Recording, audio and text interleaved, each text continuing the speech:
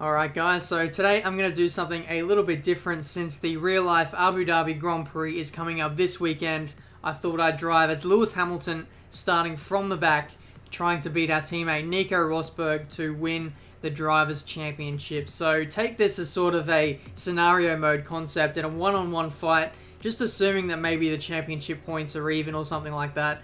And this is sort of like a winner-takes-all scenario. So I thought I'd have some fun, something a little bit different, using the engineer setup, starting from the back. It should be a lot of fun. There should be a lot of overtakes as well. So if you want to see more videos like this in the future, then make sure you leave a like. But without further ado, let's get into the race.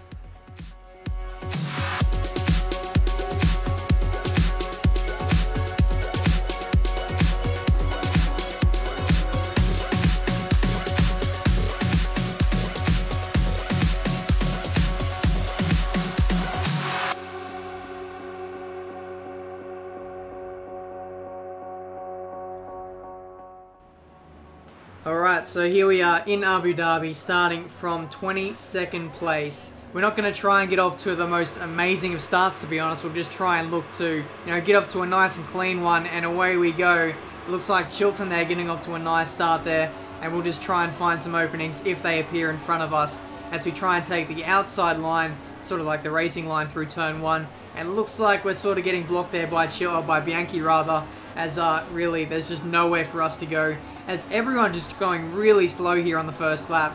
Fairly frustrating as the leader Rosberg is getting away. Look at the lead he has on the minimap there. There's just no one around him as we go up the inside of about 5 cars. They're just going really slowly. Someone has knocked over the bollard there, and I've knocked over the remains of it, as we're now up in a P15 as we go up the inside of Vern, who leaves the door open, and that should see us up in a P14 if we can now drag him onto this main straight here.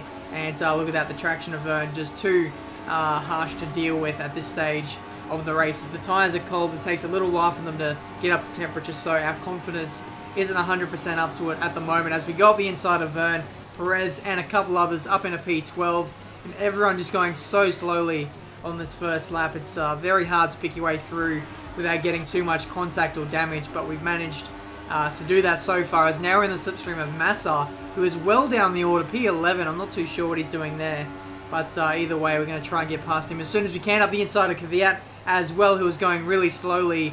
I'm not too sure what was going on there. Maybe I missed my braking zone, but definitely took a lot more speed than what Kvyat did, and that saw us up into P10 as we got the inside of Jenson Button there, braking early, maybe getting spooked by his teammate there, Kevin Magnussen, as we get a burst of wheel spin there off the curbing there. The curbs around Abu Dhabi have traditionally always been terrible on Codemasters F1 games, but for F1 2014, not so bad. It could have been worse. It's been worse in previous games, I'll say that much. As we're now up in a P8, we've got around Magnussen, and that's both McLaren's dealt with the early stage of this race. Now coming on to lap 3, we've got the DRS enabled, and now we're going to try and go up the inside of Valtteri Bottas. Doesn't put up too much of a fight as we go up in a P7 now. So slowly, as the laps are ticking by, we're starting to pick up our pace, pick up some confidence as we go up the inside of Vettel. No, it was Ricciardo and Raikkonen who are going really slowly there into the braking zone. Definitely a fault of the AI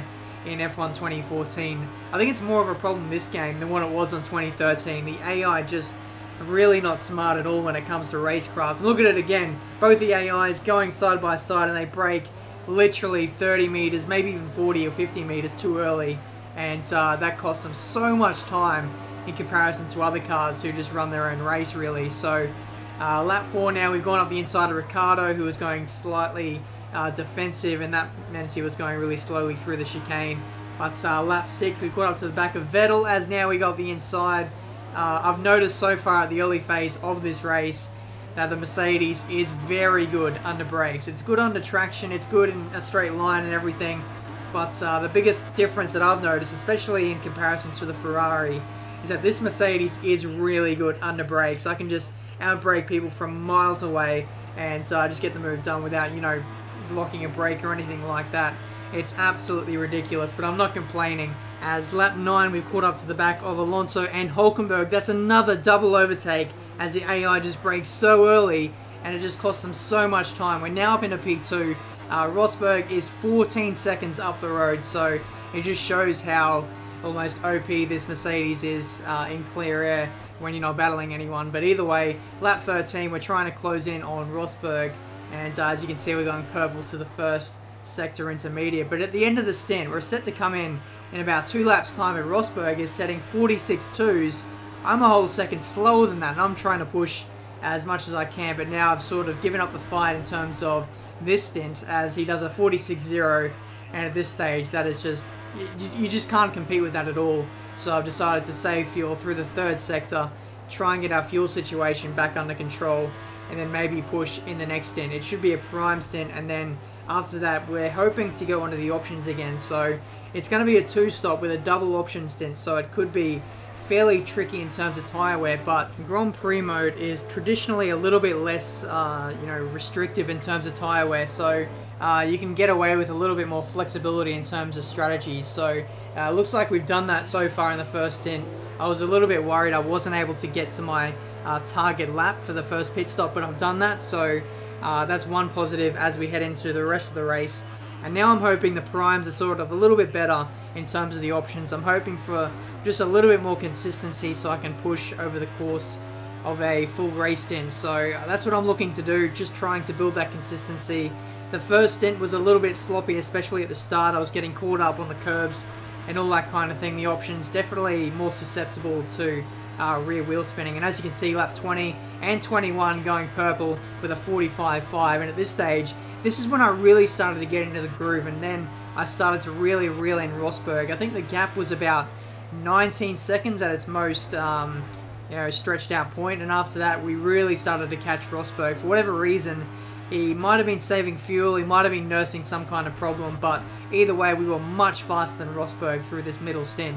Perhaps he was burning a lot of fuel in the first stint, just trying to build out that lead, and now he's trying to save fuel, and now that's really playing into our hands maybe, or maybe he's even saving even more fuel to maybe have an attack or maybe have a defense at the end of the race possibly. But either way, as you can see in the cutscenes, I've just been showing the sort of transition from day to night here in Abu Dhabi. 100% races, and I think 50% races as well, show off a full day to night transition.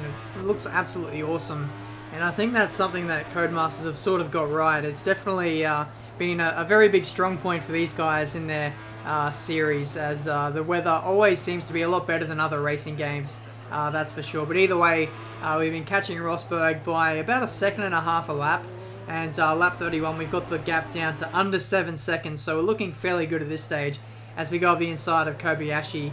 Recently we've had to sort ourselves through a train of lap cars, and I think that's sort of helped me out as well, as Rosberg getting held up by a few of those guys as well. Lap 32 going purple, lap 33 getting tangled up with Maldonado almost, as he sort of blocked us on the apex, and then getting caught up on the marbles there.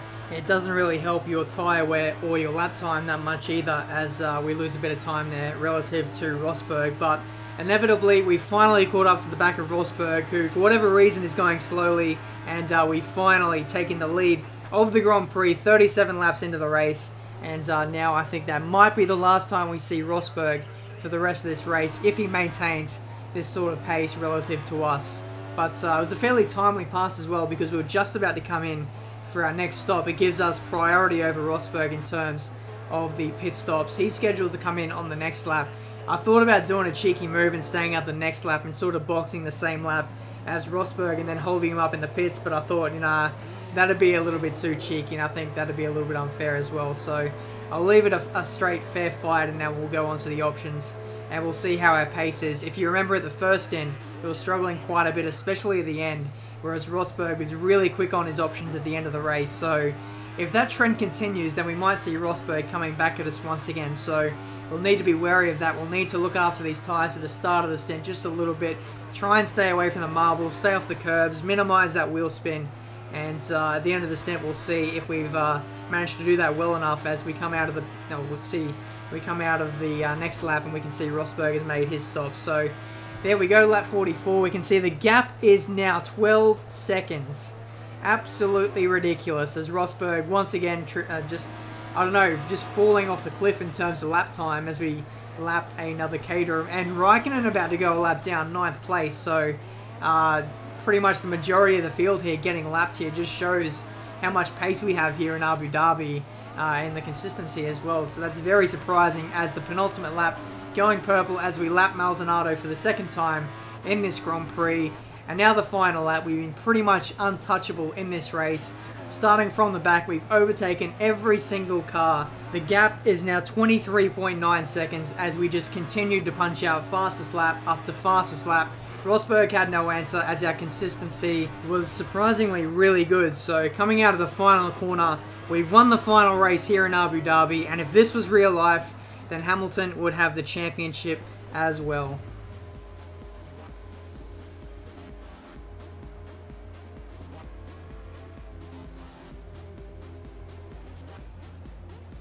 Awesome, truly awesome, what a win. So there we go, lads, a 100% race around Abu Dhabi, something a little bit different, but I hope you guys enjoyed it nonetheless. In terms of this race this weekend, it looks like Hamilton is probably going to take it out unless something dramatic happens to him.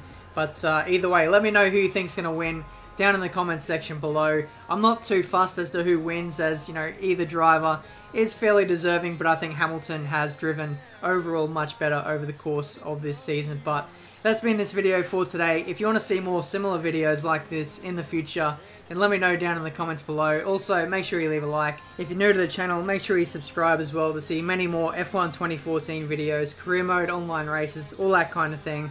But until my next video, guys, I'll see you next time.